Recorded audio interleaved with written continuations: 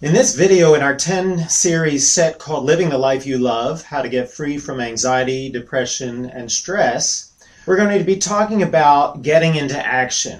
One of the fundamental ways that fear sabotages us, if you will, is by having us think too much, sort of hypnotized by the fear, trying to figure out how to avoid its danger and threat. This only paralyzes us further and has us grow all kinds of fearful fantasies way out of proportion. Taking action is one of the most important steps in how to rid yourself of the fear behind stress, anxiety, and depression. And we're going to be talking about that in a very specific way in this video segment. When we understand that fear makes up that the world is unsafe in some particular way, and as we've been saying, we defend against that fear to try and protect ourselves from it, then you realize the key to freeing ourselves from fear is not protecting ourselves from it, but facing the fear to discover that it really was made up. We've said it many times, but once we face fear, we find out that it was made up either in the form that there was no threat at all, or that there might be a problem, but it's something manageable, which we can deal with one piece at a time. Fear has us fantasize that all these catastrophic things will happen all at once and there's no way we can handle them, so we get overwhelmed and anxious. On the other hand, when we live through our fear one step at a time, there's one manageable problem to deal with in this moment, and another perhaps in the next, and another in the next, but each of them are manageable. When we take action, it forces us to face that manageable moment and see that there are plenty of options and we have plenty of resources and strength and capacity to take care of the situation effectively. So, the idea behind this video is that we're going to bypass the subterfuge of fear, which says, don't do anything, stare in hypnotic fascination at this terrible thing that you imagine will happen. Dare to face your fear by going straight into it and taking some action against it, whatever that may be. Often the action is to not do anything because fear might compel us to run. Just the stand of being like a warrior, and we talk about this in the CD set called the Anxiety Miracle and the Anxiety Emergency Miracle.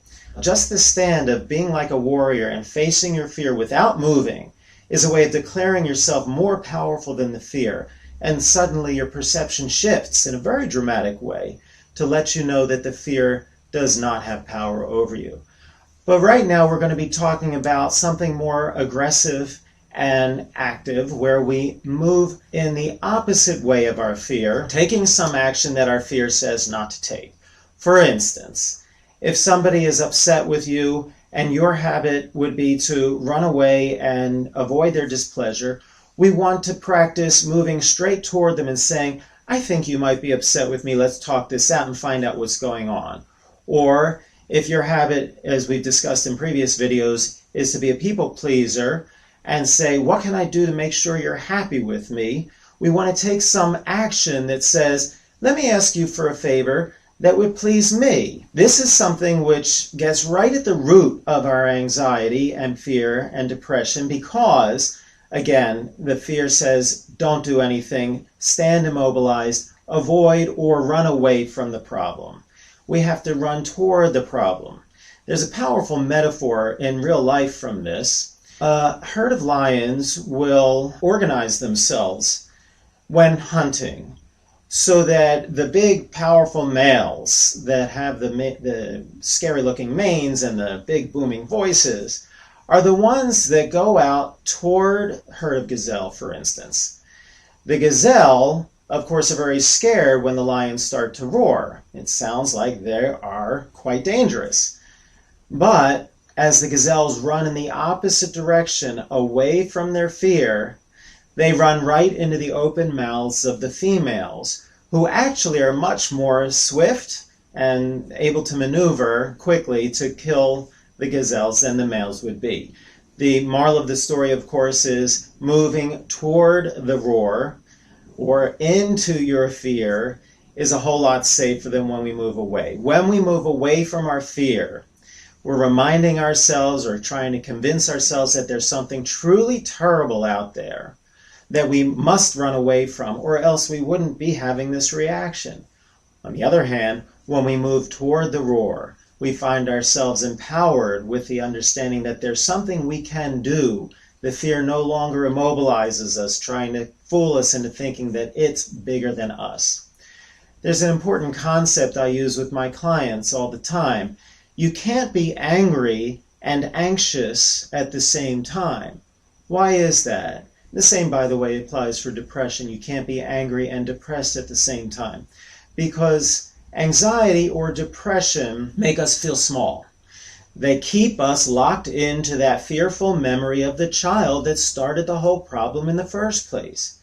Once we take action with anger or power, it doesn't really have to be anger, but that's an important way of saying, these are my boundaries, you will not trespass against them.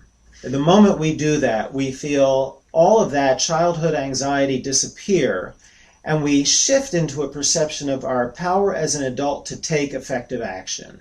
It's everything we've been talking about. You can't understand yourself to be locked in the childhood fear at the same time that you see yourself in the present day with all of your strengths, resources, and capacities to take care of the problem as it really exists. So I invite you to find various ways of moving in the opposite direction of your fear, perhaps like the warrior stance in that CD program I've got called Anxiety Emergency Miracle, or the Anxiety Miracle, where you will stand firmly and say, I will not move. I will not run away from my fear.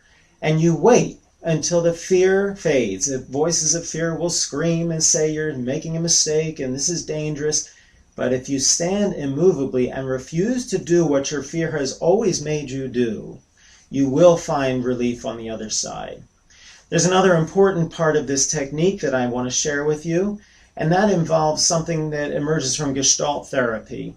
You may know it in the form of some Hollywood versions where primal screams sort of influence the popular culture with people pounding on pillows. But if you get a large pillow or anything that you can use effectively for this purpose, and either pound on it or squeeze it, or what's best of all is to bury your face deeply into the pillow so your voice will be well muffled, and make long, loud sound, whether it's roaring or screaming or wailing or laughing perhaps comes up sometimes for people, but to let all the energy out that your fear has stored up in your body, taking the action that releases this energy instead of holding it in a frozen way and keeping yourself immobilized like a scared rabbit. It's a very powerful technique, and the idea is simply to let your body move in whatever way it needs to release and discharge the energy of your fear that's been pent up. Again, that's just one way of taking action against your fear.